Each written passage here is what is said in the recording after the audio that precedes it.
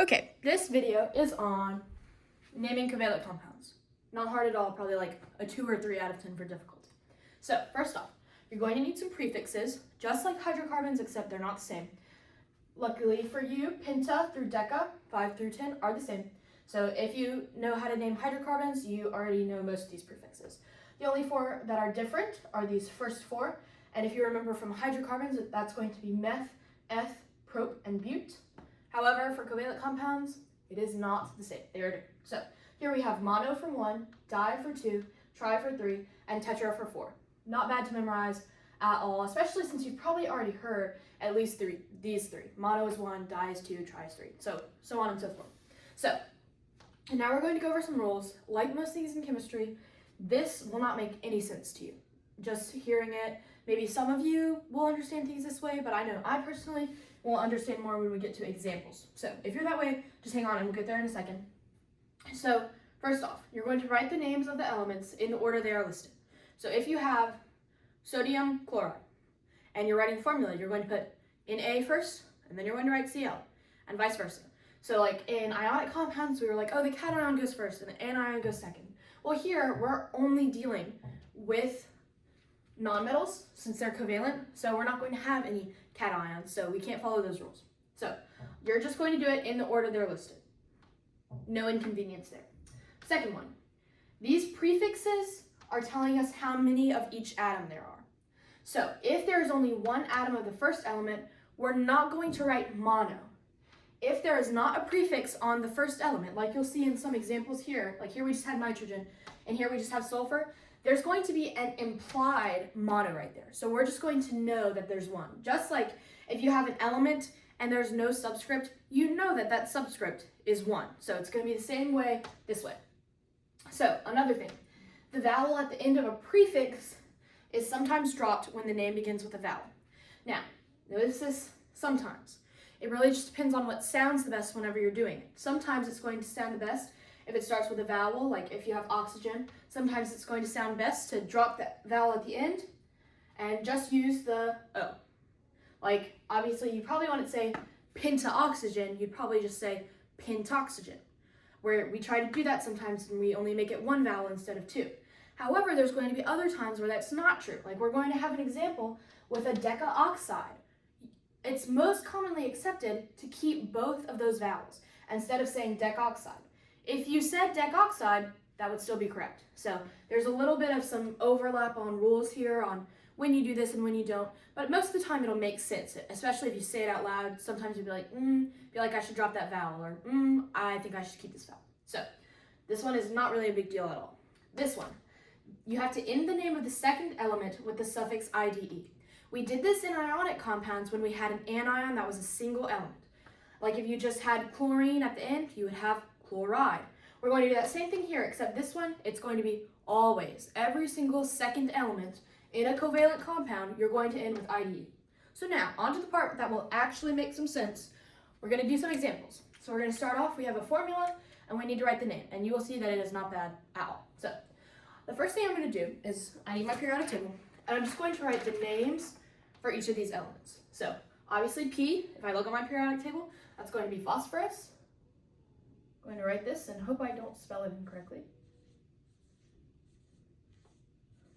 I think that looks right. And then my second element is obviously saying, it's going to be oxygen.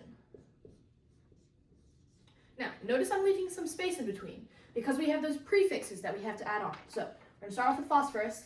There's 4 phosphorus, so I'm going to look over here. 4 is tetra, so I'm just going to attach this tetra right here at the beginning. So easy, so simple. So I have this oxygen. There's 10 oxygen, I'm going to find 10, deca. I'm going to attach this deca. Now again, here's one of those where, do I want to say decaoxygen or do I want to say decoxygen? There's not really a set rule on this one, so I'm going to leave the A and the O. Now, this looks great. We have one more rule that we have to follow, which is this last one. You have to end the name of the second element with the suffix IDE. So I'm going to take off this ending here. For this one, it's going to be most of the word. And I'm going to write IDE. I guess my eraser just decided to take a trip. Okay, so this is it. That's all you have to do. you have a tetraphosphorus decaoxide. That's it. So easy. All right, so let's do another one. S. I'm going to find that on my periodic table. That's sulfur. So I'm going to go ahead and write sulfur. And then Cl, we all know that is chlorine. Okay, same thing. I have 2 sulfur. I look over there, that's going to be di. Oh, I wrote that on the wrong part. Di sulfur. Then if I look here, I also have 2, so I know it's going to be di. Dichloride. Now I just have to dichlorine. So now I have to follow my final rule. Replace this. Where'd my eraser go? Replace this INE with an IDE. Disulfur dichloride. That's it. Now this part is going to be even easier because you're not going to have this extra step of the IDE. So first off, I'm going to write my symbols, just like I wrote the names last time. I'm going to write my symbols here. So I have sulfur, and I'm going to look, and how many sulfurs are there? Well, if there's nothing here, it's going to be implied that it's that mono. So I'm going to, you can put 1 right here while you're practicing, but whenever you're doing it for real, you're obviously going to get rid of it. That's a implied subscript right there. So now I'm just going to go ahead and put my Cl over here, so I know that there's only 1 sulfur. And now I know that there's tetrachloride. If I look, tetra is 4, so there's going to be 4 chlorine molecules. That's it. That's all you have to do. You just look here. There's no prefix, you know it's going to be 1. You look here, you look at the prefix, how many there are. Not bad at all. So boron, I know that's going to be a B. I know that there's going to be 2 because of that di. And then I have a silicide. And then I'm going to look, and I'm going to find silicide, and I'm going to find that it is Si. And it is right here, Si. I'm going to write my Si. And then there's a mono here. If it's the second element, you have to have the mono. So since it's monosilicide, I'm just going to leave my imaginary 1 right there. That's it. B2Si. All right, now, last one, nitrogen trifluoride. There's no mono, so I'm just going to assume that there is 1, and that's going to have 1. Then I'm going to find my fluorine.